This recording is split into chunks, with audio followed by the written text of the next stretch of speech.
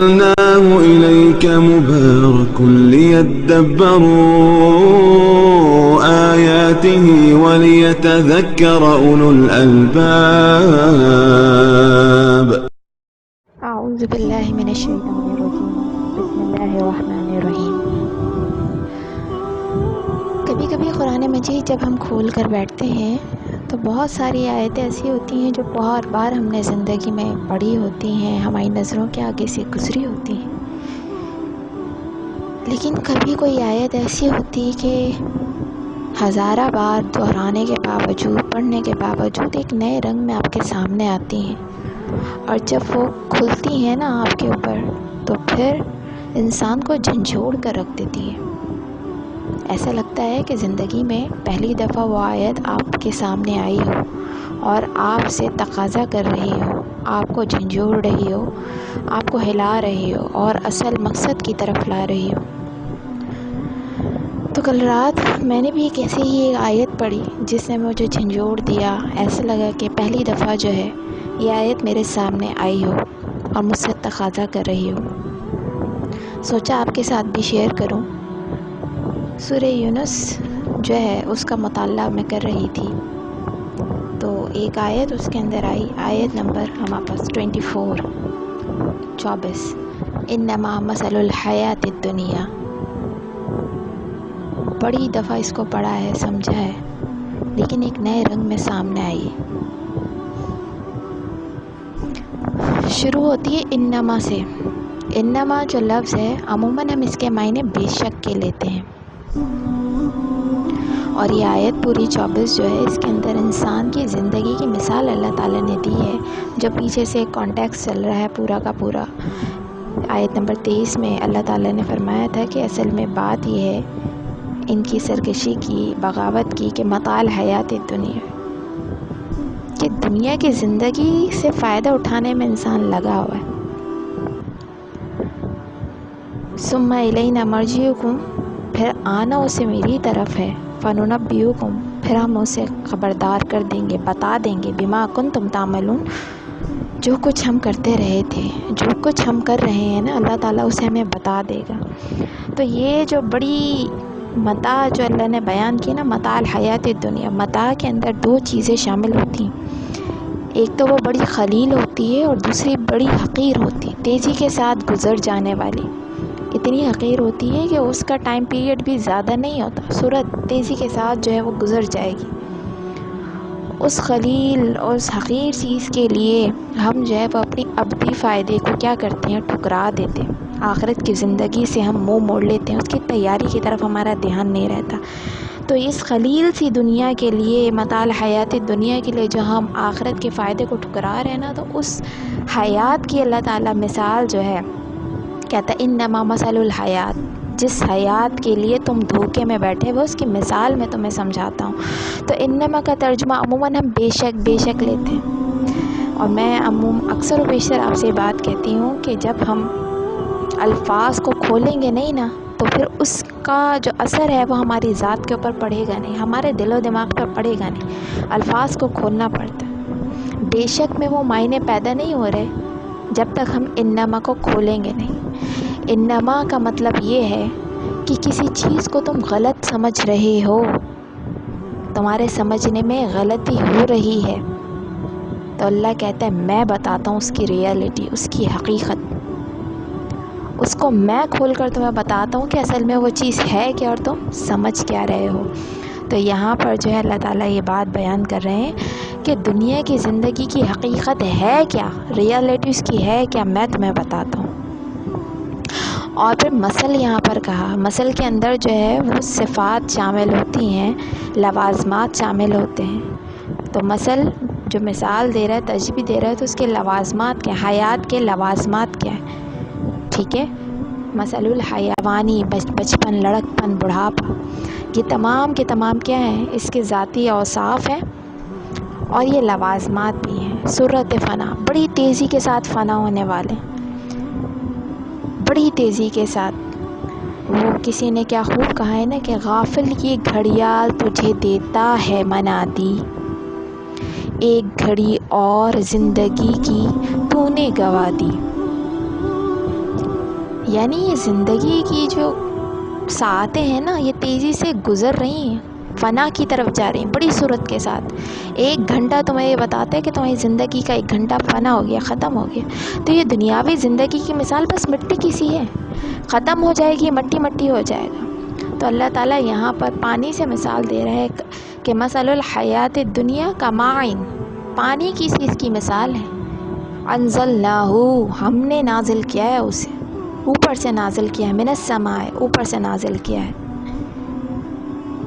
اب جب پانی نازل ہوتا ہے تو کیا ہوتا ہے؟ فاختلط بہ نبات الارض، تو مختلف قسم کے اس کے اندر جو ہے وہ نباتات زمین میں پھلتے ہیں، پھولتے ہیں، زمین اس سے بڑھتی ہے، شاداب ہوتی ہے، اور پھر اس سے سب فائدہ بھی اٹھاتے ہیں۔ مما یاکل الناس والانعام، انسان بھی اس کو کھاتے ہیں، فائدہ اٹھاتے ہیں اس نباتات سے، اور چوپائے بھی۔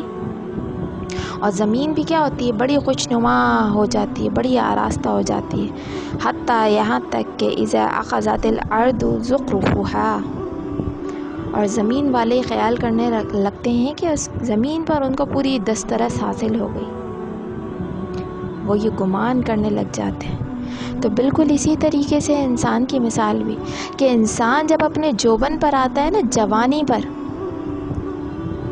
تو وہ یہ سمجھتا ہے کہ بس اب میری ذات کو کبھی فنا نہیں ہے، کبھی ختم نہیں ہوگی۔ اور اللہ نے بڑا پیارا لفظ یہاں پر استعمال کیا، زخرفوہا۔ زخرف کہتے ہیں مکمل جوبن پر آ جانا، اور اسی طرح ملمہ کاری کو بھی کہتے ہیں، چکنی چپڑی باتیں کرنا، اس کو بھی زخرف کہا جاتا ہے۔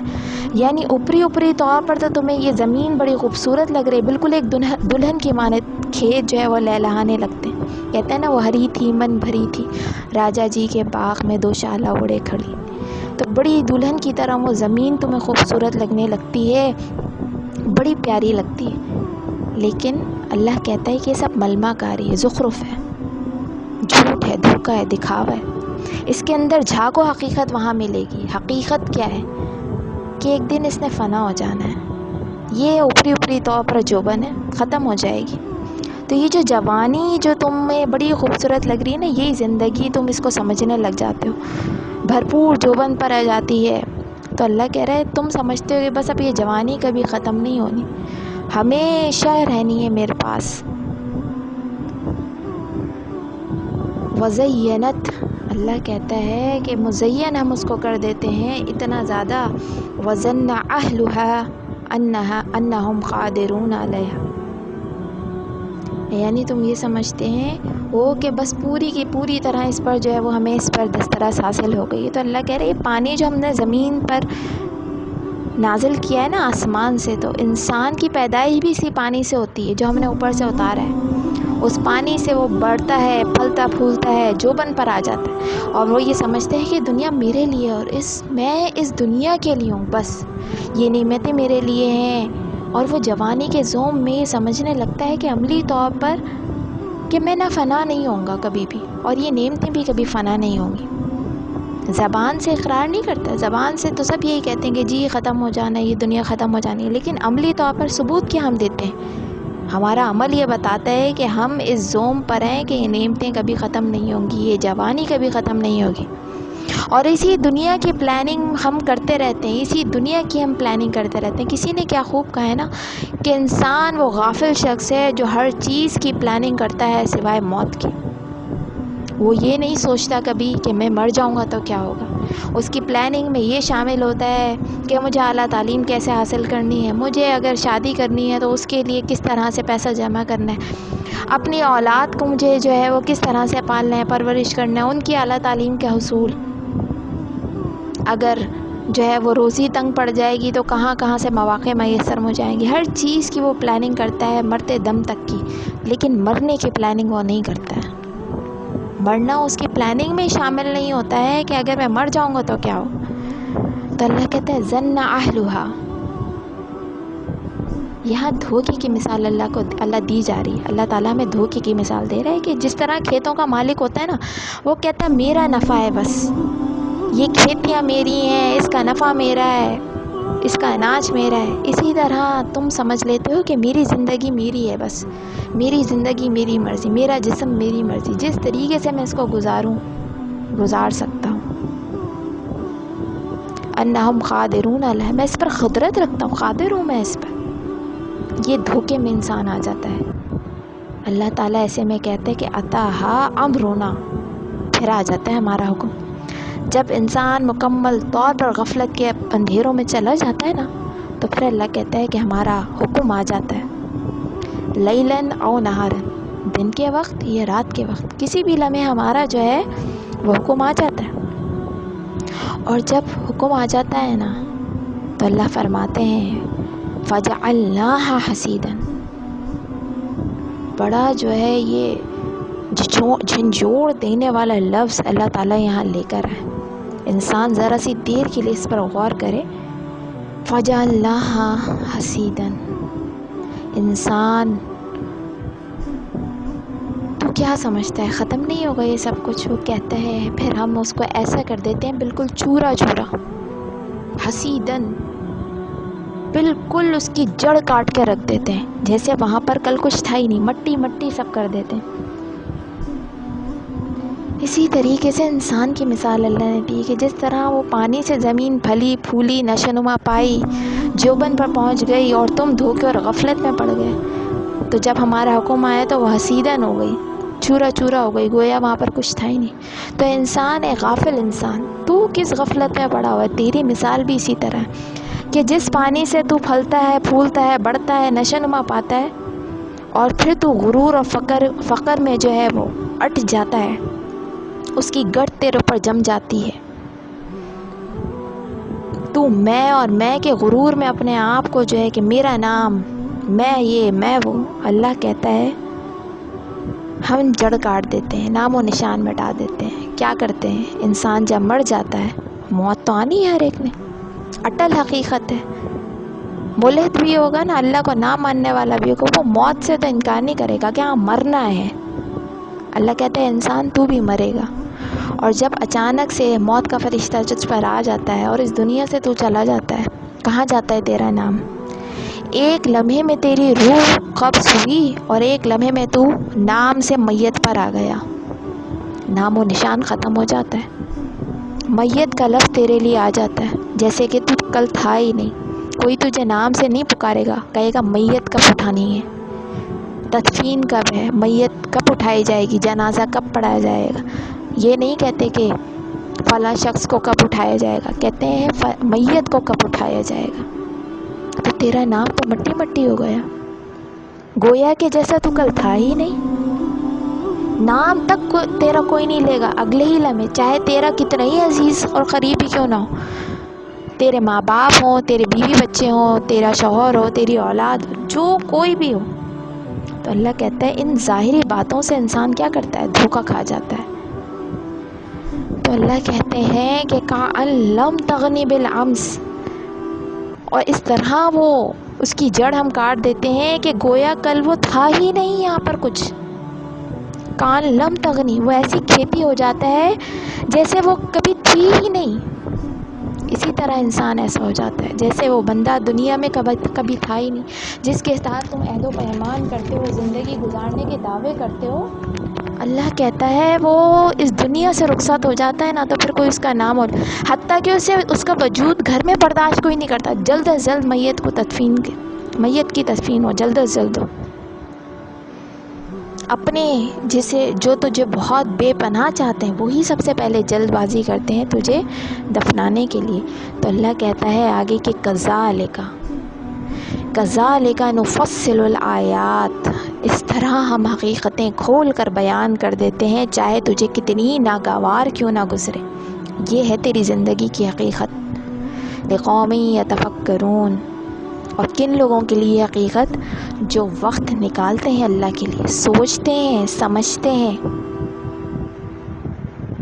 टाल मटोल नहीं करते, इस दुनिया की रंगीनियों में खोई नहीं रहते। तो दुनिया की सूरत अल्लाह ताला ने बता दी। अब जब तुम फ़िक्र करोगे तो फ़िक्र के नतीजे में आगे अल्लाह फरमाता है कि ये दुनिया फ़ना हो जाएगी, ठीक है, इसकी नेमतें क्या होंगी? फ़ना हो जाएंगी। अगर तुम ये सारी चीज़ें चाहते हो कि अबदी तौर पर तुम्हारे पास हासिल हो जाए तो हो सकती हैं, اس کے لیے تمہیں کیا کرنا پڑے گا؟ اس کے لیے اللہ فرماتے ہیں کہ واللہ، اللہ پکارتا ہے، اللہ کیا کرتا ہے؟ یدعو، بلاتا ہے، پکارتا ہے کس کی طرف؟ الی دار السلام، دار السلام کی طرف اللہ بلاتا ہے، اس کی طرف تمہیں آنا پڑے گا، امن اور سلامتی والے گھر کی طرف۔ یہ اللہ تمہیں عطا کر سکتا ہے، لیکن کس طرح؟ وہ اللہ کی منصوبہ بندی کے تحت حاصل کرنا پڑیں گی، جو اللہ تعالیٰ نے آیت نمبر 23 میں فرمایا ہے نا کہ ثم الینا مرجعکم، آنا میری ہی طرف ہے۔ تو جب آنا اسی کی طرف ہے تو کیوں نہ ہم اپنی زندگی اسی کی عطا کردہ منصوبہ بندی کی طرف کے تحت گزاریں۔ تو تم جس فریب میں ہو نا، اللہ کہتا ہے وہ ناپائیدار ہے، وہ ختم ہو جانے والا ہے، وہ فنا ہو جانے والی ہے، تمام نعمتیں فنا ہو جانے والی ہیں۔ اللہ تمہیں پائیدار زندگی کی طرف بلاتا ہے۔ اور ایک اور بات میں آپ کو یہاں بتاؤں کہ سلام کے اندر ایک اور چیز بھی آتی ہے، اس سے سلمہ بھی بنا ہے۔ سلمہ کہتے ہیں سیڑھی کو، کہ اس کی طرف جو آنا پڑے گا نا، دار السلام کی طرف، امن اور شانتی والے گھر کی طرف، ابدی نعمتوں کی طرف، تو وہ اسٹیپ بائی اسٹیپ آنا پڑے گا۔ لا ترکبن طبقا طبقا، اسٹیپ بائی اسٹیپ، چھکے چوکے نہیں لگتے یہاں پر۔ ایسا نہیں ہے کہ کسی کا 10 منزلہ گھر ہو، وہ پہلے سے منزل سے جو ہے وہ چھکا لگائے، اڑے اور جمپ لگا کر وہ اللہ کہتے ہیں نہیں، اسٹیپ بائی اسٹیپ، لا ترکبن طبقا طبقا، محنت اور جد و جہد، محنت اور جد و جہد تمہیں کرنا پڑے گی، تھکنا پڑے گا، اپنے آپ کو تھکانا پڑے گا، اور اس کے لیے پھر طریقے بھی بتائیں، کیونکہ چیز بھی تو ابدی حاصل کر رہے ہو نا، لازوال چیز حاصل کرنے کی کوشش کر رہے ہو، تو محنت اور جد و جہد تو کرنی پڑے گی، شارٹ کٹس نہیں لگیں گے یہاں پہ۔ اس کے لیے قرآن مجید میں متعدد اللہ تعالیٰ نے طریقے بتائے ہیں، 4 طریقے بتائے، میں 2 یہاں آپ کو بتاتی ہوں۔ ساریو، بھاگو اس کی طرف، درمیانی چال چلو گے تو نہیں پہنچ پاؤ گے منزل پر، کیونکہ زندگی بڑی تھوڑی ہے، مختصر ہے۔ ایک دن بھی اگر تم رک گئے نا تو کیا ہوگا؟ اللہ اور تمہارے درمیان کا جو فاصلہ ہے وہ بہت زیادہ بڑھ جائے گا، تم منزل سے کوسوں دور ہو جاؤ گے۔ تو اس لیے زندگی کیونکہ تھوڑی ہے نا، تو کیا کرنا پڑے گا؟ بھاگنا پڑے گا۔ ایک اور جگہ فرمایا ففروا، فرار اختیار کرو۔ فرار کیا ہوتا ہے؟ آپ کے پیچھے کوئی پولیس لگ جائے، آپ کو کوئی خطرہ ہو، فرار اختیار کرو گے، اندھا دھند بھاگو گے، ادھر ادھر دیکھے بغیر کہ کیا مصیبتیں ہیں، کیا تکالیف ہیں، کوئی پتھر چبھ رہا ہے، کوئی گولی لگ جائے، تم اس چیز کو خاطر میں نہیں لاؤ گے، تمہیں تو اس وقت بھاگنا ہے، اندھا دھند بھاگنا ہے۔ کبھی گھر سے بھاگنا پڑ جائے انسان کو، پھر وہ یہ نہیں دیکھا گھر میں مال کتنا ہے، بیوی بچے ہیں، کیا ہیں کیا نہیں ہے، اندھا دھند بھاگے گا۔ ففروا، فرار اختیار کرو، اللہ کہتا ہے۔ تو یہ چیز اللہ کہتا ہے، اور یہ آخری درجہ ہے، ففروا، اس طرح تم نے اللہ کے راستے کے لیے فرار اختیار کرنی ہے، بھاگنا ہے، اندھا دھند بھاگنا ہے اللہ کی طرف، اس کی پکار کی طرف، اس قرآن کی طرف، اس میں بتائے گئے اصولوں کی طرف، اندھا دھند تم نے راستہ اختیار کرنا ہے آخرت کی طرف۔ ہر وہ کام کرنا ہے جو اللہ کے دار السلام والے راستے کی طرف تمہیں لے جائے۔ اور اللہ کہتا ہے اگر تم نے یہ راستہ اختیار کر لیا تو پھر کیا ہوگا؟ لا خوف علیہم، تمہیں کوئی خوف نہیں ہوگا، ولا ہم یحزنون، اور نہ تمہیں کوئی تکلیف اور رنج ہوگا، ہر چیز سے تم آزاد ہو جاؤ گے، سلامتی اور امن والے راستے میں تم داخل ہو جاؤ گے۔ مگر یہ راستہ کس کو ملے گا؟ اللہ کہتا ہے وَیَہْدِی، میں ہدایت دوں گا، میں راستہ دکھاؤں گا، مگر کس کو؟ ہم یہاں ترجمہ کہتے ہیں جسے اللہ چاہے ہدایت دے۔ اگر یہ ترجمہ ہم یہاں کر لیں تو بات ہی پھر ساری غلط ہو گئی۔ اللہ پھر اوپر دنیا کی حقارت ہی نہیں بتاتا کہ اس کی مرضی پر ڈیپینڈ کر رہا ہے نا، جس کو وہ چاہے گا دے گا۔ تو پھر اب کوئی انسان اگر کر رہا ہے یہ سب کچھ تو اللہ کی مرضی سے کر رہا ہے۔ پھر یہاں ترجمہ بڑا غلط ہم کر جاتے ہیں۔ وَیَہْدِی، ہدایت وہ ضرور دے گا، مگر کس کو دے گا؟ جو ہدایت لینا چاہے، مَن یشاء، جو چلنا چاہے اس راستے پر۔ زبردستی تو تم کسی کو اس راستے پر نہیں ڈال سکتے، اللہ نے تو راستہ دکھایا ہے، لیکن اس پر چلے گا کون؟ مَن یشاء، جو چلنا چاہے گا۔ اور وہ راستہ کون سا ہے دوستوں؟ صراط مستقیم، یہ ہے دار السلام کی طرف جانے کا راستہ، بالکل سیدھا راستہ، مستقیم، اتنا اسٹریٹ کہ اس کے ایک سرے پر بندہ اور ایک سرے پر اللہ ہے، جو تمہیں کہیں اور ڈاما ڈول نہیں کرے گا، تمہیں کہیں گمراہ نہیں کرے گا۔ ایک آیت میرے دل کو بڑی لگی تھی اور دل چاہا کہ آپ لوگ کے ساتھ اس کو شیئر کروں، تو امید ہے کہ شاید آپ کے دل میں بھی اترے گی یہ بات۔ دعاؤں میں یاد رکھیے گا۔ وآخر الدعوانا ان الحمد للہ رب العالمین۔